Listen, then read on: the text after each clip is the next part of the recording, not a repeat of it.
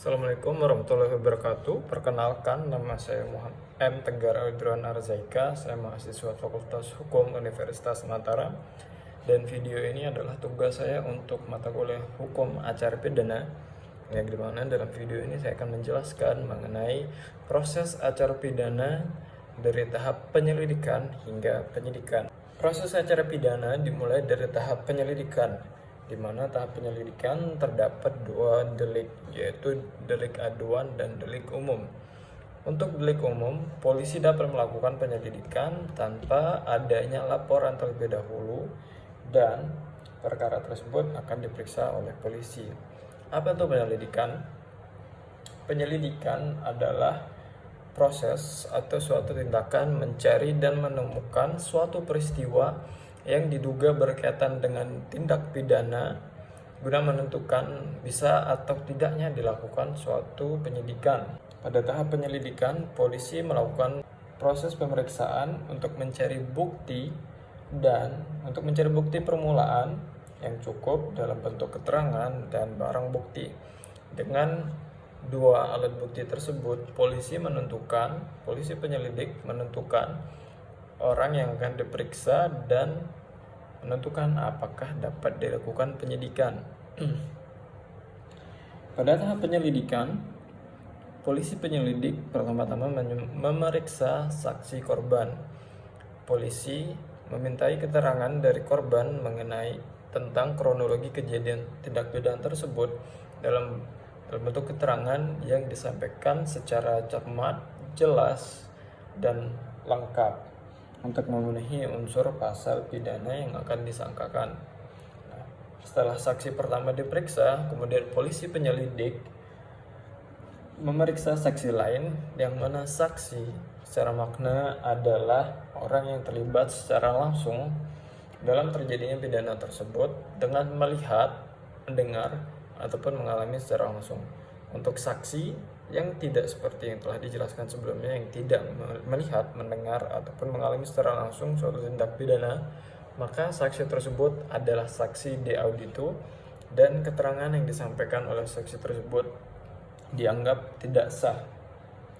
Setelah diberikannya keterangan dan terkumpulnya barang-barang bukti bahwa benar dan disimpulkan bahwa benar adanya tindak pidana dan sudah ditemukan orang yang akan dijadikan tersangka, maka polisi penyelidik kemudian memberikan laporan hasil penyelidikan kepada atasannya untuk ditingkatkan ke tahap selanjutnya, yaitu tahap penyidikan. Nah, dalam tahap penyidikan telah ditentukan orang yang akan dijadikan tersangka, dan orang tersebut selama proses penyidikan ditahan oleh kepolisian. Dalam melakukan penahanan terdapat dua alasan, yaitu pertama alasan subjektif yang melihat dari pelakunya guna mencegah pelaku tersebut kabur, mencegah pelaku tersebut merusak barang bukti, dan untuk mencegah pelaku tersebut mengulangi tindak pidana. Nah, adapun alasan objektif adalah seorang tersangka ditahan dalam proses penyidikan apabila sanksi pidana yang akan dikenakan lebih dari 5 tahun. Dalam tahap penyidikan, sebaiknya polisi melakukan penyidikan dengan jaksa penuntut umum secara aktif bersama dengan penyidik agar tidak terjadi bolak-balik berkas. Karena agar JPU bisa membuat rencana surat dakwaan atau yang disebut dengan rendak. Nah, dalam pelaksanaan proses penyidikan, polisi penyidik menerbitkan SPDP, yaitu surat pemberitahuan dimulainya penyidikan. Adapun dalam proses penyidikan tersebut, polisi penyidik melakukan pemanggilan, penyitaan, penggeledahan, pemeriksaan surat, dan lain-lainnya. Dan juga tersangka yang ditahan dilakukan pemeriksaan sidik jari, pemotretan, dan sebagainya untuk melengkapi identitas tersangka. Tetapi sebelum diakhirinya suatu proses penyidikan, polisi memberkaskan perkara atau bukti yang telah terkumpul untuk disusun dan dilimpahkan ke kejaksaan yang belum diikuti olah tersangka dan barang bukti. Tahap ini adalah disebut pelimpahan tahap pertama.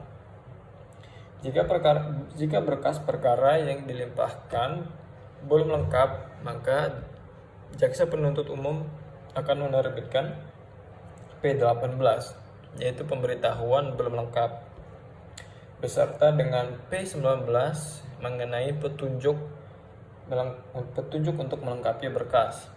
Dan jika kelengkapan formil dan material berkas perkara sudah terpenuhi, maka jaksa penuntut umum akan menerbitkan P21, yaitu pernyataan berkas lengkap. Nah, setelah semua tersebut terpenuhi, maka pelimpahan tahap kedua dilakukan oleh polisi kepada kejaksaan, yaitu penyerahan tersangka dan barang bukti.